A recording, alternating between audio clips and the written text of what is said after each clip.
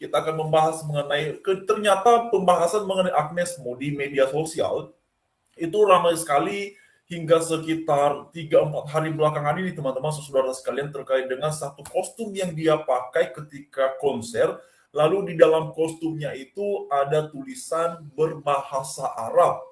Dan kemudian oleh karena netizen melihat kostum itu berbahasa Arab dan juga dituliskan dalam huruf Arab, lalu kemudian muncul berbagai komentar hingga kemudian Agnes Mo ini disebut ya ataupun dituding melakukan tindakan penistaan agama. Nah ini teman-teman sekalian ramai sekali, bahkan beberapa tokoh pun pada akhirnya ikut bersuara, ikut memberikan respon terkait dengan apa yang ditudingkan kepada Agnes Mo ketika dia konser, lalu menggunakan satu kostum, satu apa namanya ya kostum ya penampilan yang ada tulisan Arabnya. Nah teman-teman, memang di satu sisi saya mencoba memahami bahwa kalau kemudian Agnes Mo ini dianggap ataupun dituding melakukan tindakan penistaan agama, itu memang ya sudah seringlah kita lihat mengenai orang-orang yang kemudian disebut sebagai tindakan penistaan agama ini. Namun yang kemudian menjadi menarik adalah oleh karena Agnes Mo yang dituding melakukan tindakan penistaan agama ini, dan dia tidak melakukannya di dalam hal dia berkata-kata, dia berucap, dia menunjukkan satu sikap yang kemudian bisa ditafsirkan melakukan tindakan penistaan agama, tetapi ini semata-mata hanya karena dia yang memakai satu baju warna hitam yang di bawahnya itu sekitar sejajar di lututnya ada tulisan bertuliskan bahasa Arab ya ataupun dituliskan di dalam huruf Arab. Karena itu kemudian netizen ada yang menasihati Agnes Mo, ada yang kemudian juga mengingatkannya untuk saling menghormati dan segala macam. Tapi Bapak Ibu semuanya, saudara-saudara sekalian, saya mau ingatkan kita semua ya bahwa satu hal sebenarnya yang paling mendasar adalah kalau perbuatan ataupun kalau kemudian sedemikianlah cara Agnes Mo mengekspresikan dirinya dan mengekspresikan apa yang ada di dalam benak dan juga pikirannya, lalu kemudian oleh karena segelintir orang, oleh karena pihak-pihak tertentu, karena ketidaktahuan mereka, lalu melaluinya menarik suatu kesimpulan bahwa Agnes Mo diduga ataupun kemudian ditudingkan melakukan tindakan penistaan agama,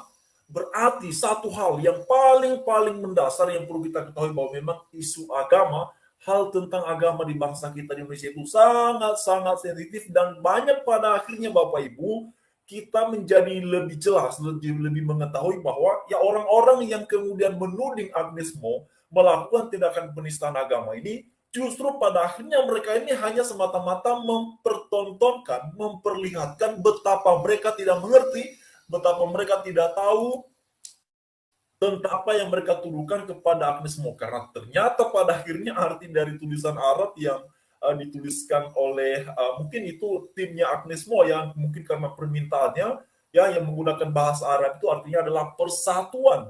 Nah, Bapak Ibu semuanya, mari kita melihat mengenai bagaimana dengan si Kainama dan juga seseorang yang mengaku ahli pakar Injil bernama Ustadz Ali Mustafa.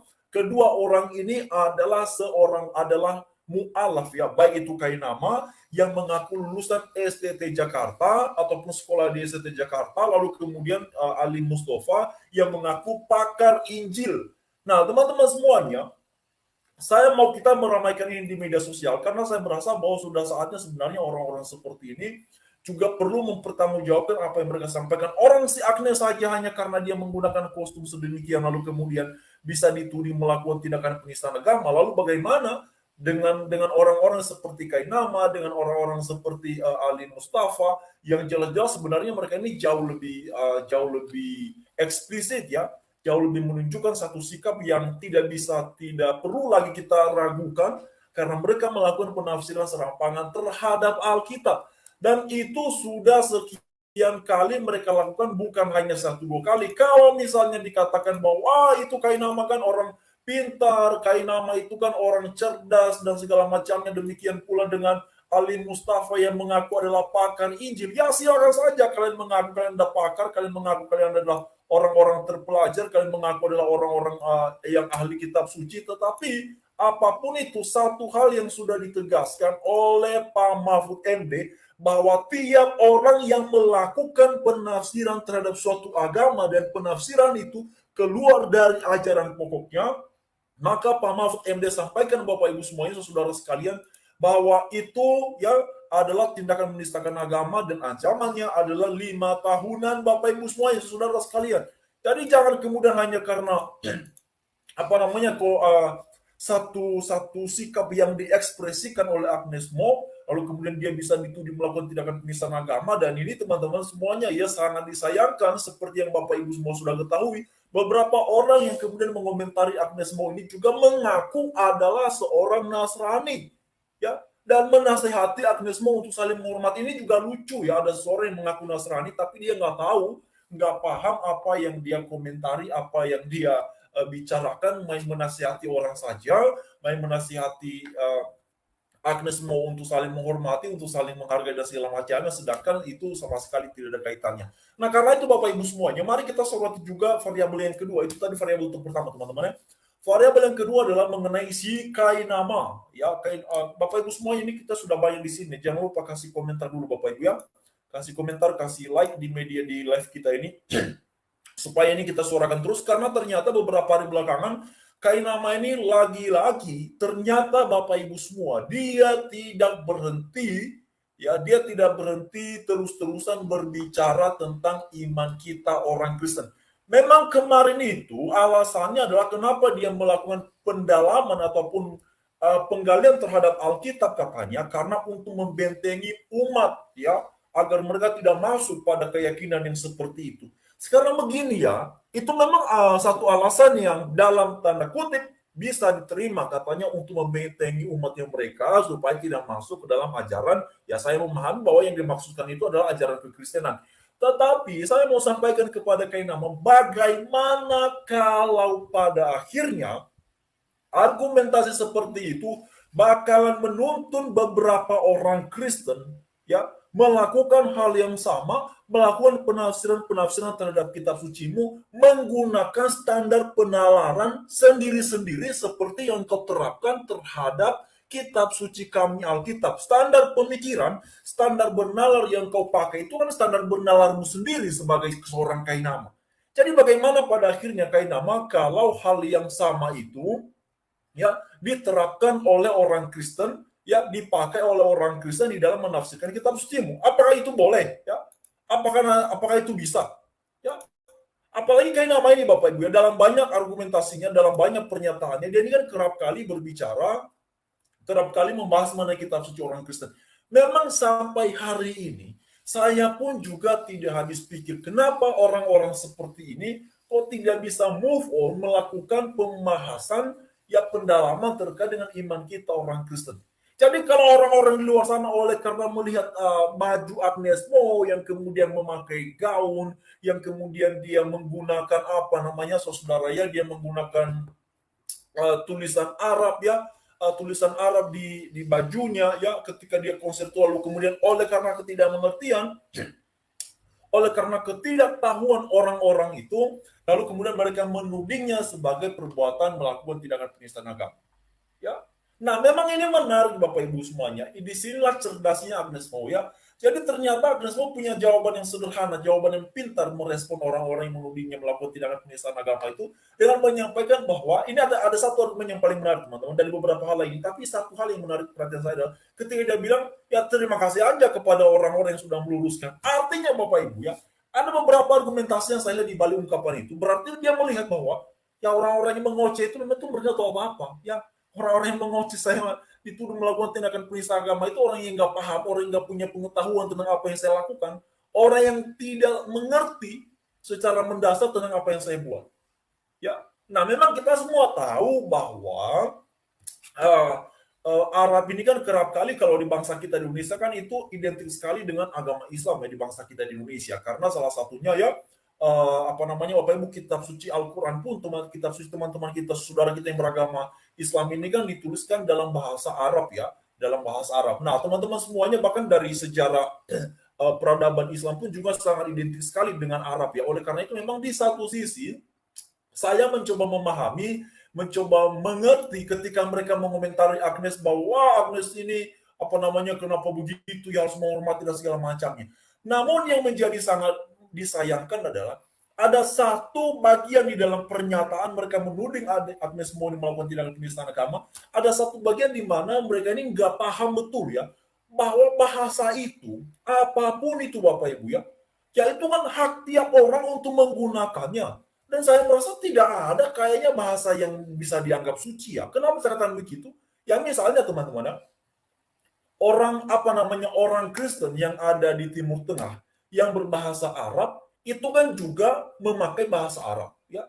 Dan bahasa ini kan tidak pernah saya lihat sejauh ini ya dikatakan bahwa oh bahasa ini diperuntukkan untuk ya untuk kelompok agama tertentu atau untuk pihak tertentu. Sejauh ini dan sepengetahuan saya tidak pernah ada halo Marcus White, Nick Kui ya, Nick Kui Lovers, halo Davian ya, halo semuanya teman-teman Bapak Ibu sekalian ya. Jadi karena itu Bapak Ibu ketika dikatakan bahwa oh ini dia menistakan agama seperti itu teman-teman. Nah, saya sepakat ya, apa yang saya bilang tadi kenapa saya katakan teman-teman ya. Kenapa tadi bahwa tidak ada bahasa yang suci ya ataupun kemudian yang lebih unggul dari bahasa lainnya karena sebenarnya hakikat dari bahasa ini kan adalah semata-mata sebagai alat di dalam berkomunikasi. Nah, kenapa saya katakan bahwa bahasa tidak ada yang suci teman-teman? Salah satu yang menarik perhatian saya itu adalah karena ada komentar di media sosial. Ini saking ramainya Bapak Ibu yang mengenai Agnes Mo ini seperti yang ada di layar. Di situ dikatakan begini, ini namanya Taufik Damas, teman-teman ya. Taufik Damas. Dikatakan begini ya, Al-Quran berbahasa Arab ya. Ayat-ayat Al-Quran suci karena memiliki makna yang sama dengan makna kalamullah yang hakiki yang ada di lauh mahfuz. Tapi bahasa Arab itu sama saja dengan bahasa-bahasa lain di dunia tidak suci. Nah, tidak Bapak, saya setuju itu karena itu bisa katakan bahwa ini benar ini, saya setuju mengenai ini ya. Jadi posisinya saya adalah setuju. Jadi harus bisa dibedakan. Pikniknya tambahin. Nah, itu dia teman-teman. Jelas Bapak Ibu ya. Ya jelas. Jadi teman-teman semuanya saya setuju, saya sepakat bahwa Agnes Mo itu tidak melakukan penistaan agama ya. Tidak melakukan penistaan agama. Yang dia lakukan itu kan hanya mengekspresikan apa yang dia pikirkan, ya apa yang dalam pikirannya, apa yang dalam hatinya. Karena itu dia menuliskan di situ ya. Kalau dalam bahasa Indonesia katanya artinya adalah persatuan. Ya, berarti ini justru bagus banget sesuai dengan Pancasilanya kita. Misalnya ya, jadi diingatkan dengan itu silanya yang ketiga, apa namanya Bapak Ibu, Persatuan Indonesia. Ya, ini dia Bapak Ibu yang menarik memang karena itulah akhir-akhir ini kita dipertontonkan, kita diperlihatkan orang-orang yang kerap kali melakukan tindakan apa namanya menuding orang yang melakukan ini dan itu, yang menistakan agama ini dan itu segala macam Bapak Ibu ya. Banyak hal yang mereka sampaikan. Oke teman-teman, saya coba apa namanya ya. Ini ada saudara kita dulu di live chat ini. Ada Marcus Y ya. Oke, ada Marcus Y, lalu kemudian ada Nikui Lovers, lalu kemudian ada Darvian ya, ada Darvian, ada Q Kusangki ya, selamat sore. Oke teman-teman ya, lalu teman-teman yang lain negara kita ya, ini dia ada lagi komentar di sini ya, ya meminta keadilan untuk negara kita ini harus jelas nih. Oke, baik, ya itu dia teman-teman. Memang pada akhirnya kita semua melihat bahwa ini hal yang sangat memilukan ya, karena ini sekaligus Bapak Ibu ya, apa yang kemudian ditudingkan kepada Agnes Mo ini menunjukkan satu hal bahwa banyak orang-orang di luar sana yang nampak hebat dan luar biasa di dalam hal mengekspresikan dia mampu memeluk agamanya, tetapi ternyata itu disertai dengan ketidaktahuan ya disertai dengan ketidaktahuan. Saya kemudian melihat bahwa ketika mereka mengkritik Agnes karena tulisan Arab di bajunya itu Bapak Ibu semuanya, lalu kemudian dia dituding menistakan agama ya, di satu sisi mungkin orang-orang menganggap bahwa ini kan saya membela agama saya sebagai orang yang beragama ini, saya harus bersuara. Ya memang itu benar, itu satu sikap yang baik yang saya rasa boleh-boleh saja dilakukan. Tapi ternyata sikap itu dibangun di atas dasar ketidakmengertian, ketidaktahuan apa yang kemudian tertulis di bajunya Agnes ini. Ya, Agnes Mo ini. Jadi ini teman-teman, ini hal yang memilukan ya. Ya, ya benar-benar Kyokusang ya, kasihan ya. Betul, kita kasihan Bapak Ibu ya. Kasihan ya. Wah, kasihan sekali teman-teman ya. Tapi inilah poin pentingnya itu pada akhirnya adalah kalau orang-orang seperti ini bisa kemudian apa namanya Bapak Ibu ya, bisa dianggap ya, dianggap orang-orang yang aduh minim pengetahuan ya. Ya, minim pengetahuan teman-teman ya. Eh, jadi saya mau ingatkan ya bahwa bahasa Arab itu ya juga ada loh ya bahasa Arab, Alkitab ya, Alkitab ditulis dalam bahasa Arab ya. Ada itu Bapak Ibu. Jadi jangan kemudian serta merta merasa bahwa wow wow wow wow ya ini Agnes mau menistakan agama. Enggak gitu teman-teman ya. Saudara ya, tapi ya kalau yang Kristen saya yakin itu pasti paham ya. Nah, kemudian Bapak Ibu semuanya bagaimana dengan Kainama dan juga Ali Mustafa? Nah, ini menarik teman-teman ya. Kainama akhir-akhir ini sepertinya dia itu nampak pusing juga si Kainama ini ya, karena satu hal yang kemudian terus-terusan menjadi sorotan adalah mengenai studinya yang dia bilang itu si Kainama, dia dulu dia sekolah di STT Jakarta, Leiden, lalu kemudian Haifa Israel, macam-macam dia ngaku-ngakunya Bapak Ibu ya. Tapi kemudian ketika waktu yang lalu STT Jakarta berikan penjelasan, Kainama nggak berani bantah Bapak Ibu. Tidak ada bantahan yang tegas dari Kainama kecuali dia ngeles. Karena dia bilang, saya kan sudah bilang saya tidak begitu lagi katanya, saya kan sudah tanda tangan surat. Nah itu apa hubungannya Kainama? Karena itu saya sepakat Kainama ini ya juga harus dan sudah seharusnya memang dia mesti mempertanggungjawabkan apa yang dia ucap, apa yang dikatakan teman Kristen. Dan Bapak Ibu ini lagi-lagi saya mau ingatkan kepada kita semua bahwa mari kita suarakan apa yang disampaikan oleh Pak Mahfud MD, karena Pak Mahfud MD sampaikan bahwa kalau ada orang yang melakukan penafsiran terhadap suatu agama dan itu keluar dari ajaran pokok agama itu, maka itu bisa disebut sebagai penistaan agama dan itu 5 tahunan saudara ya. Ya, 5 tahunan Bapak Ibu. Ya, karena itulah 5 tahunan teman-teman ya. Ya, 5 tahunan saudara. Ya, itu 5 tahunan. Jadi Kainama ini memang sudah seharusnya diproses hukum. Ya, dibawa karena hukum. Karena itulah kerap kali saya sampaikan Bapak Ibu, ayolah para pemimpin gereja, ayolah hamba-hamba Tuhan yang ada di luar sana, tolong bersuara ya.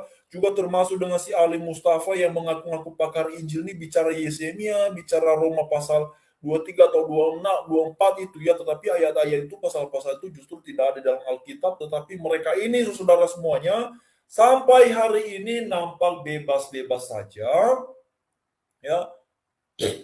Nampak ini nampak bebas saja, seperti tak tersentuh. Ini ada komentar dari teman kita ya, Kyo Kusanagi ya. Kakakku yang jadi pendeta juga punya Alkitab bahasa Arab dan beliau juga pintar baca dan tahu arti. Nah, itu dia teman-teman. Jadi itu ya. Ya, memang ada Alkitab yang berbahasa Arab ya.